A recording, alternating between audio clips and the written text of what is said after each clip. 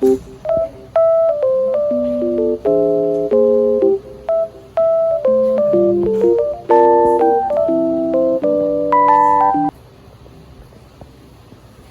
Assalamualaikum warahmatullahi wabarakatuh. Selamat pagi anak-anak semuanya. Pagi, Pak. Gimana, udah sarapan belum pagi ini? Belum, Pak. Belum ya? Oh, ya udah. Nanti aja sarapannya di jam istirahat ya. Baik, Pak. Oke, sebelumnya pertama-tama Bapak mau tanya dulu nih. Ketua kelasnya di sini siapa ya? Saya, Pak. Oh, kamu namanya siapa? Winalda, Pak. Winalda. Winalda. Oke, baik. Sebelum memulai pembelajaran, Bapak ingin meminta Winalda untuk memimpin doa sebentar menurut agama kepercayaan kita masing-masing. Berdoa dimulai.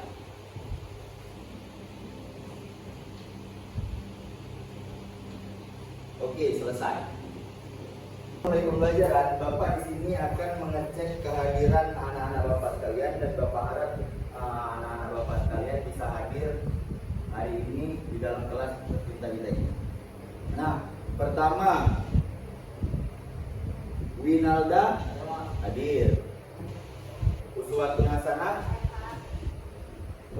Maulina, Ellen Melaini,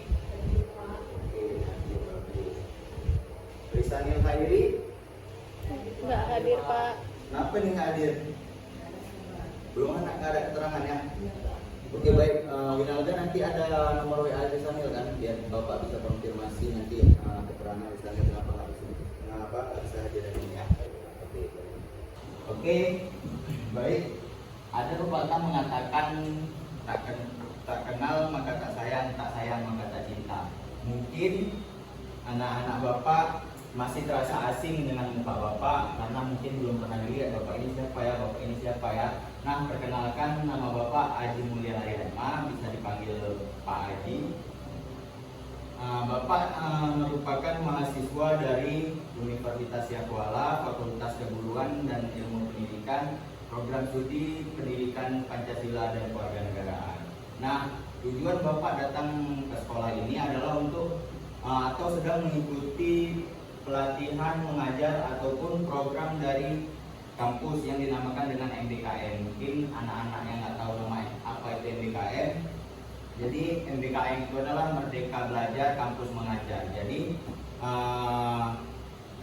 setiap mahasiswa di Fakultas Keguruan dan Ilmu Pendidikan ini diwajibkan untuk mengikuti pelatihan ke sekolah-sekolah yang ada di Provinsi Aceh. Jadi itu intinya. Baiklah, semoga anak-anak Bapak bisa nyaman dengan kehadiran Bapak di sini dan bisa menerima dengan baik Bapak di sini. Oke, baik. Sebelumnya Bu Eli di minggu lalu ngasih kita pelajaran apa ya? Materi apa? Bineka Tunggal Ika ya. Jadi anak-anak tahu kan apa itu Bineka Tunggal Ika? Udah. Jadi mungkin kita lanjutkan saja ke materi yang lain kan. Jadi Bapak di sini ada sedikit pengarahan untuk anak-anak Bapak di sini, mungkin sedikit motivasi atau nasihat dari Bapak. Jika mungkin anak-anak Bapak ada yang merasa mungkin kesulitan, merasa gagal dengan mungkin di bidang akademik anak-anak Bapak, mungkin di bidang pelajaran matematika, fisika, kimia kan yang sulit-sulit itu pelajarannya. Tapi kalau PKN nggak sulit lah ya kan, agak mudah karena ada ngitung kan biasanya. Ya kan Winalda? Iya, Pak. Ya. Oke, Bapak, anak-anak harus ketahui bahwa otak itu ibarat sebilah pisau. Jadi jika pisau itu sering diasah, maka pisau itu akan terus tajam seiring dengan berjalannya waktu. Jika pisau itu tidak sering diasah, tidak pernah digunakan untuk hal-hal yang semestinya, maka pisau itu akan tumpul dimakan oleh waktu. Maka itulah otak anak-anak Bapak, seperti itulah. Maka otak itu butuh yang namanya habit atau sebuah kebiasaan. Jadi anak-anak harus biasakan menggunakan pikiran anak-anak Bapak dengan pikiran yang positif, selalu belajar gitu, membaca buku, jangan sering main game, apalagi ini buat yang cowok ya kan Winalda kan, jangan sering main game, jangan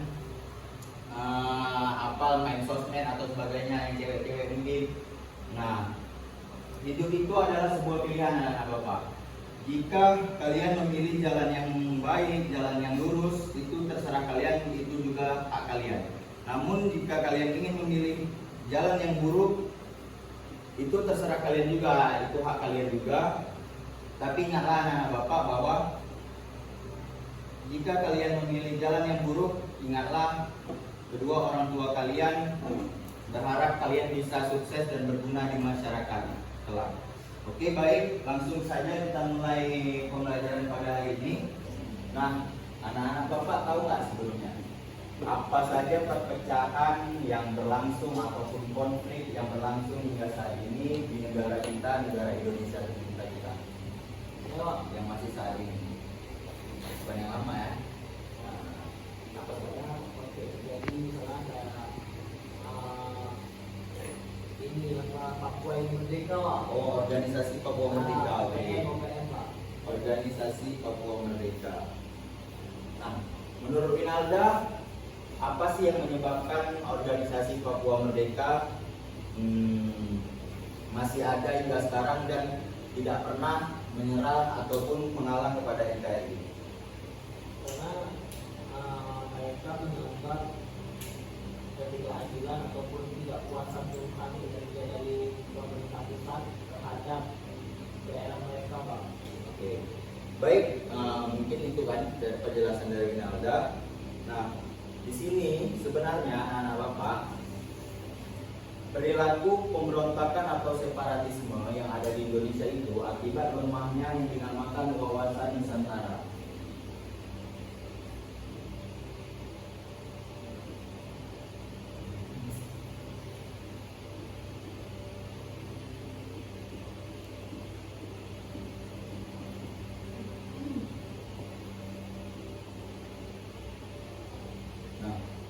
Apa sih wawasan Nusantara itu?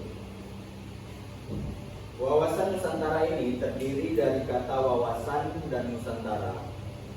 Wawasan berasal dari bahasa Jawa yaitu berarti pandangan. Nusantara terdiri dari dua kata yaitu nusa dan antara. Nusa dalam bahasa Sanskerta, anak-anak Bapak, berarti pulau atau kepulauan. Sedangkan antara dalam bahasa Latin menyebutnya in dan terra, yang berarti antara atau berada dalam suatu kelompok yang sama. Nah, Indonesia itu sangat luas, nah Bapak. Luas negara kita itu kalau Bapak tidak salah, ya, 1.916.000 kilometer, 16.000 kilometer persegi. Kita juga merupakan populasi keempat terbesar di dunia, sebanyak 280 juta jiwa.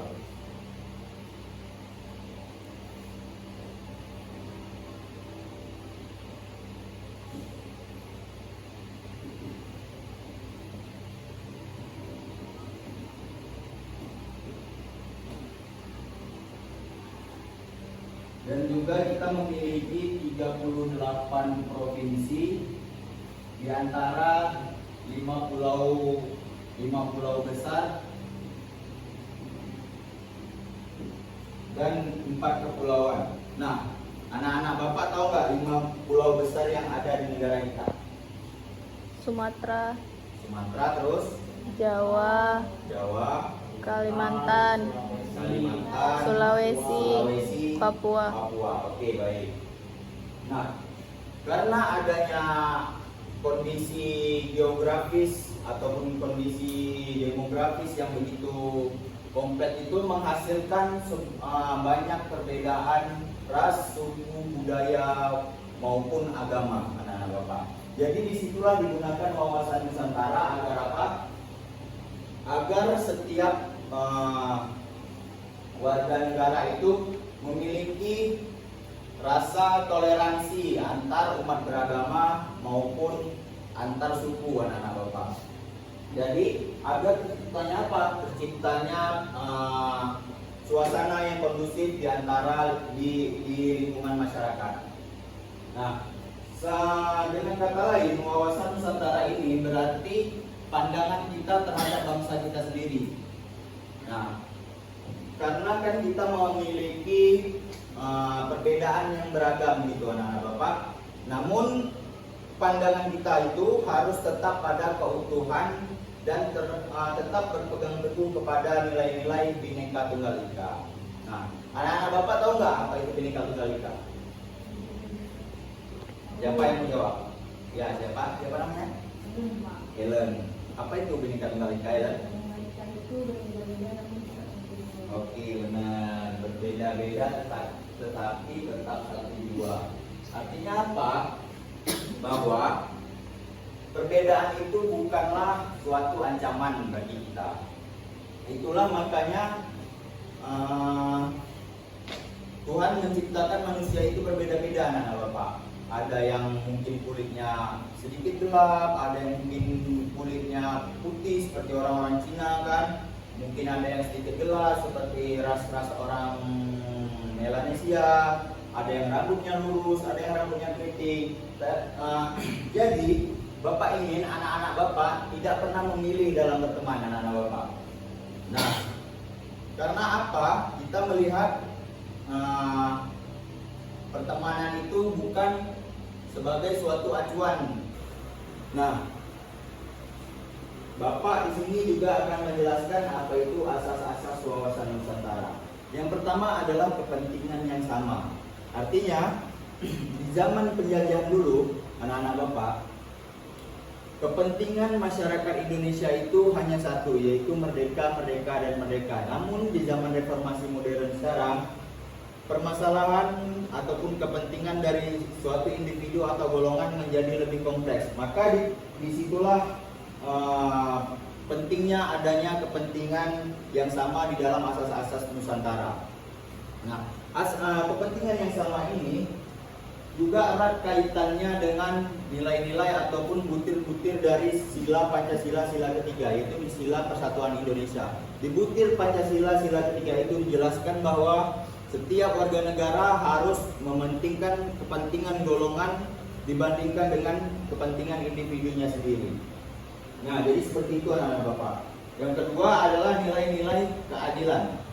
Artinya adil apa di sini anak-anak Bapak? Mungkin adil ini erat kaitannya dengan hukum anak-anak Bapak. Nah, artinya apa? Di dalam pasal 27 ayat 1 Undang-Undang Dasar 1945 dijelaskan bahwa setiap orang sama di mata hukum, setiap orang berhak mendapatkan keadilan secara hukum, dan pemerintah harus memastikan dan pemerintah tidak boleh pengecualian di antara itu. Nah, selanjutnya adalah asas-asas kejujuran. Nah, asas-asas kejujuran di sini anak-anak Bapak, artinya setiap orang berhak mengeluarkan pendapat mereka, setiap orang berhak mengeluarkan pandangan mereka terhadap suatu hal. Artinya sebuah masalah ataupun sebuah tragedi harus dijelaskan atau harus dibicarakan dengan apa adanya. Jadi walaupun itu pahit kedengarannya, namun kejujuran adalah hal yang utama. Jadi mungkin itu saja asas-asas dari wawasan Nusantara. Lalu selanjutnya Bapak di sini akan menjelaskan 4 pilar kebangsaan. Yang pertama adalah Pancasila. Nah, anak-anak Bapak tahu nggak? Pancasila itu mungkin disahkan ataupun dilahirkan pada tanggal berapa? 1 Juni, Pak. 1 Juni tahun 1 Juni tahun 1945. Nah, sebenarnya anak-anak Bapak, Pancasila ini pertama kali diusulkan oleh Bapak Muhammad Yamin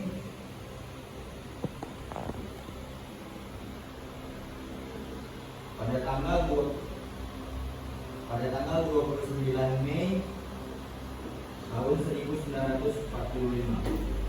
Namun pada saat itu namanya belum Pancasila anak Bapak, tapi hanya sekedar dasar-dasar negara karena pada saat itu Jepang sudah menjanjikan kemerdekaan bagi Indonesia. Jadi di situ Jepang membentuk sebuah mungkin organisasi, bisa dibilang sebuah lembaga yang dinamakan dengan BPUPKI yang disebut dengan Badan Penyelidikan Usaha-Usaha Persiapan Kemerdekaan Indonesia, atau di dalam bahasa Jepangnya mungkin Bapak salah, kalau salah dikoreksi ya.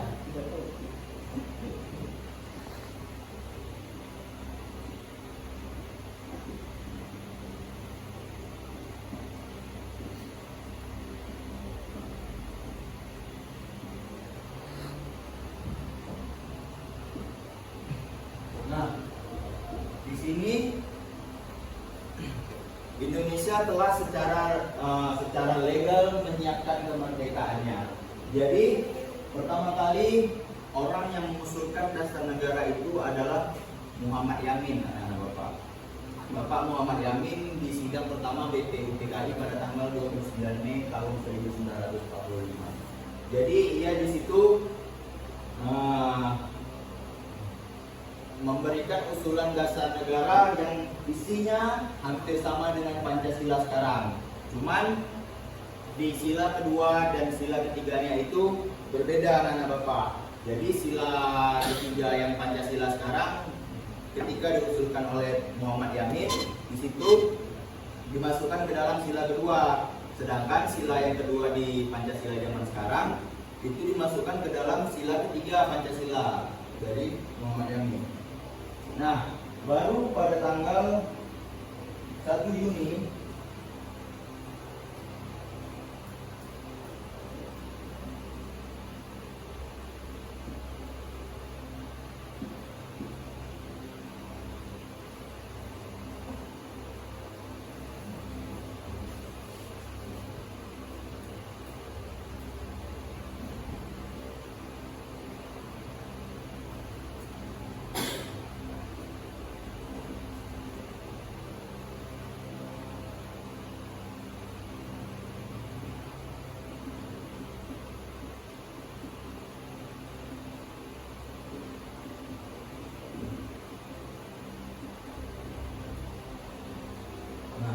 pada tanggal 1 Juni tahun 1945 pada sidang ketiga dari BPUPKI, disitulah Soekarno memberikan usulan terhadap dasar negara yang dinamakan dengan Pancasila.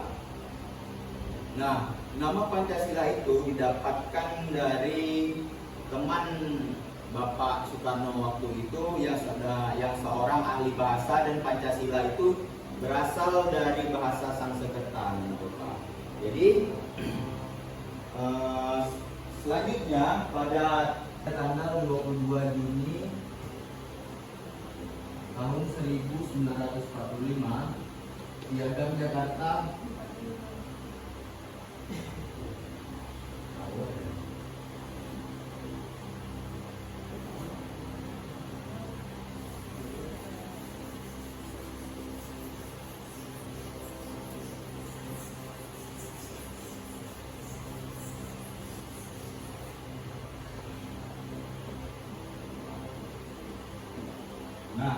pada Piagam Jakarta ini rumusan Pancasila yang hampir sangat sama pada zaman sekarang itulah ditetapkan. Namun pada saat itu usulan Pancasila itu mengalami masalah antara dua kubu non-muslim dan kubu muslim pada saat itu. Karena di sila pertama, sila Pancasila itu dijelaskan, kalau Bapak tidak salah,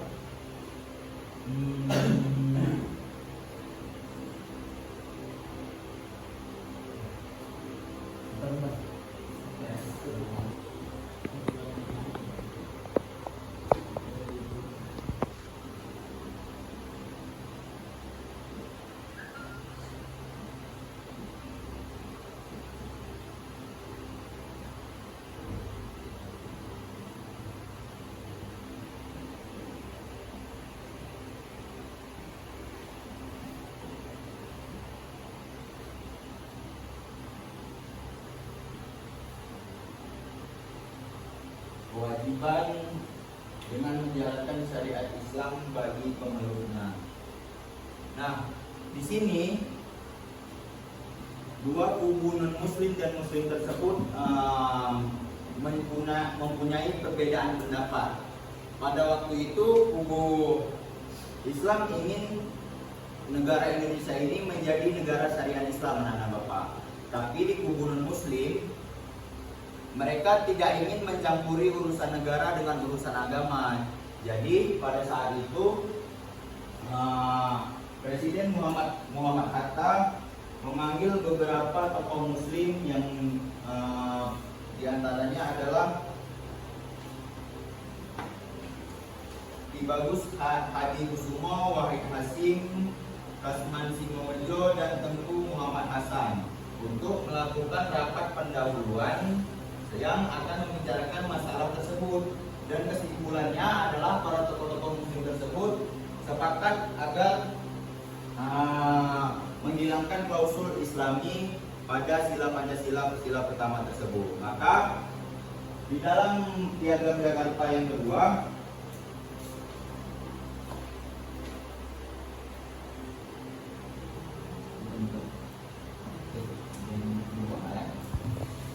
baru pada saat akan berakhirnya Piagam Jakarta, maka disepakatilah dasar negara Indonesia, yaitu Pancasila. Dasar negara yang diusulkan oleh Insinyur Soekarno pada tanggal 1 Juni 1945 tersebut. Nah, mungkin di sini itu sedikit sejarah tentang Pancasila. Pancasila itu merupakan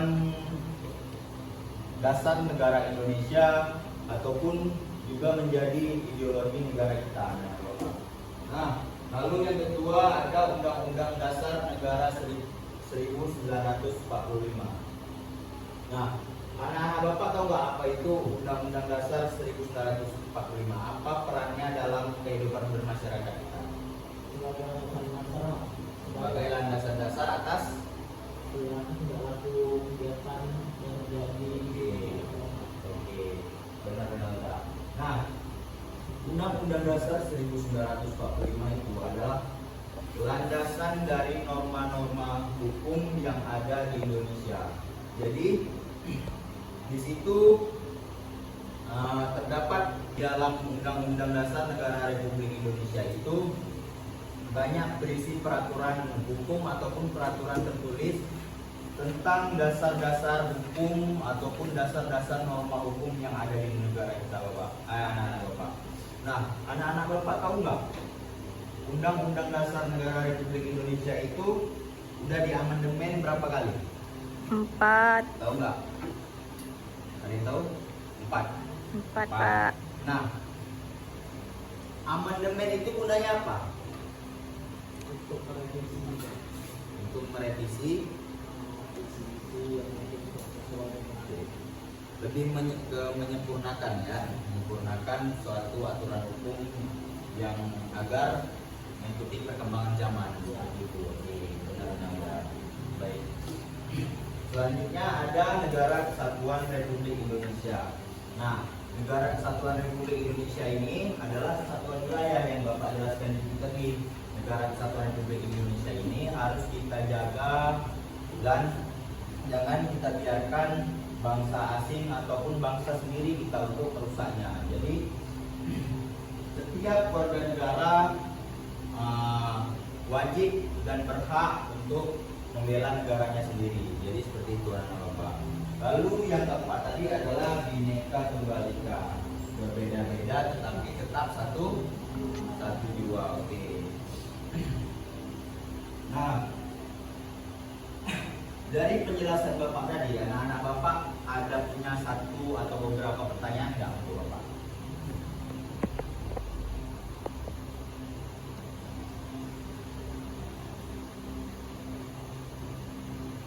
Ada?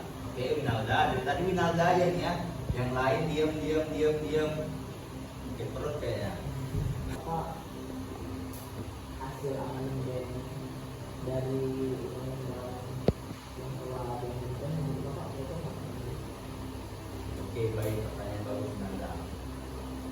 Menurut saya amandemen yang sudah dilakukan sebanyak 4 kali di tahun 1999 sampai dengan tahun 2002 tersebut, menurut Bapak sudah cocok dengan perkembangan zaman sekarang. Namun apa yang kurang pada saat ini, namun hanya pelaksanaan dari Undang-Undang Dasar Negara Republik Indonesia tersebut. Pemerintah mungkin kurang maksimal dalam pelaksanaan undang-undang tersebut. Masih banyak kita lihat terjadi kesenjangan sosial, habis itu ketidaksamaan seseorang di mata hukum.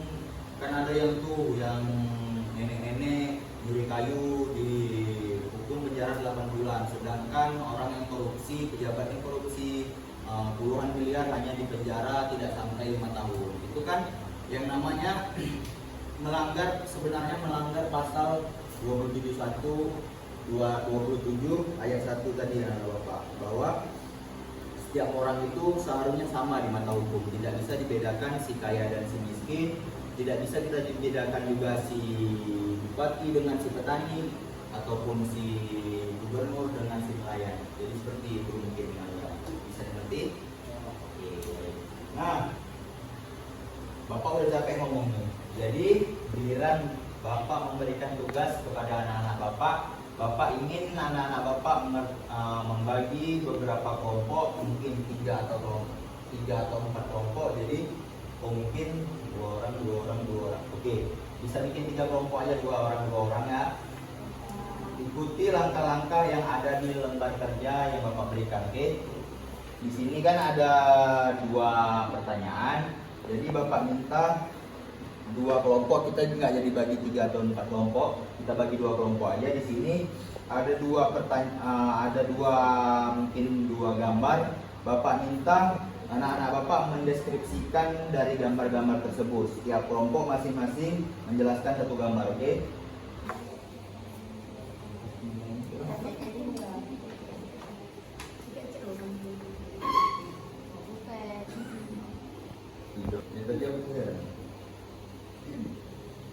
Baik, kami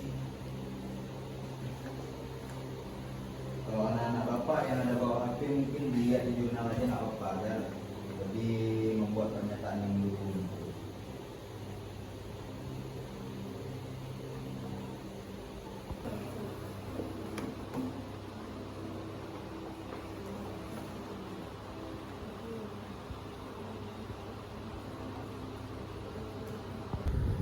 Di sini selain anak-anak Bapak mengisi jawaban ataupun pertanyaan yang Bapak berikan, Bapak di sini juga minta kepada anak-anak nanti untuk setiap kelompok untuk memberi masukan atau memberi sanggahan terhadap lembar kerja kelompoknya masing-masing gitu. Oke, baik anak-anak, udah siap tugasnya? Gimana, udah siap? Udah, oke, silakan kelompok 1 untuk maju mempresentasikan hasil tugasnya ya. Dan ini soalnya tuliskan pendapat Anda atau pandangan Anda di setiap gambar mengenai permasalahan dan perilaku apa yang menyimpang dari gambar tersebut dan apa dampak dari perilaku tersebut bagi lingkungan dan alam sekitar. Menurut kelompok kami, di gambar 1 pandangannya adalah ini adalah contoh perilaku atau kegiatan gotong royong. Perilaku tersebut dapat membangun rasa kebersamaan dan persatuan antar masyarakat. Melalui kerjasama tersebut, maka akan terbentuk solidaritas yang merekatkan hubungan masyarakat. Sekian, terima kasih. Oke, beri aplaus ke temannya Kang Sayo. Selanjutnya, kelompok 2 akan mempresentasikan hasil tugasnya.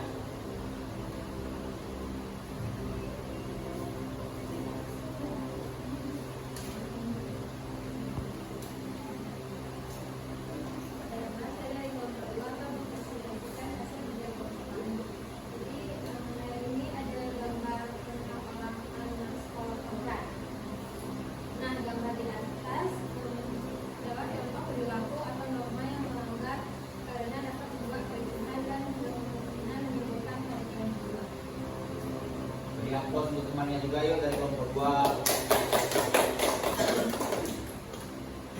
Oke, baik. Di sini mungkin sudah selesai pertemuan pada pertemuan kita pada hari ini.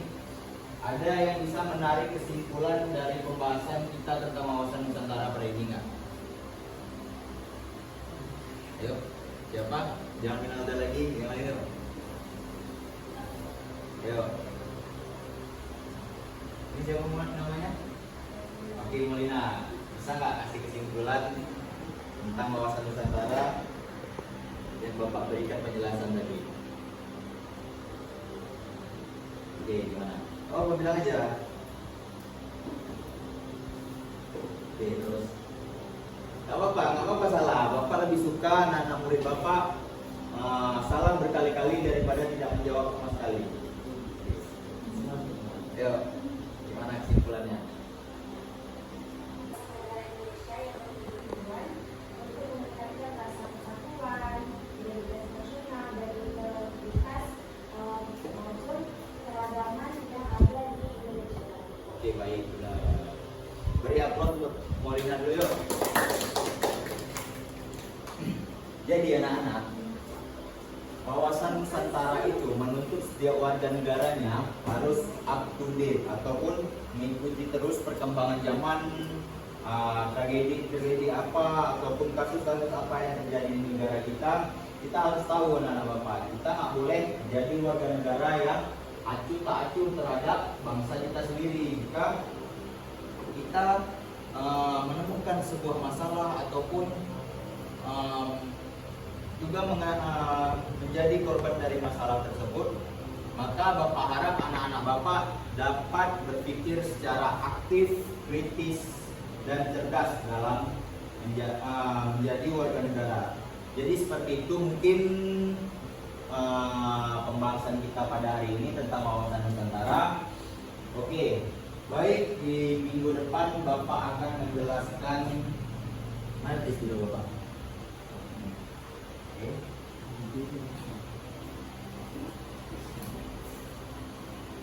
Boleh dicatat kan yang di Bapak tulis tadi? Sudah. Oke, Bapak sudah.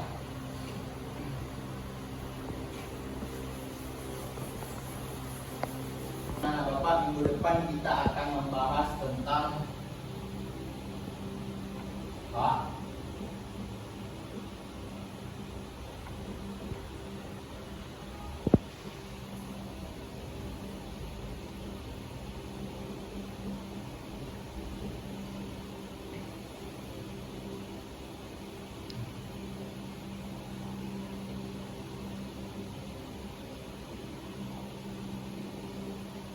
hak asasi manusia.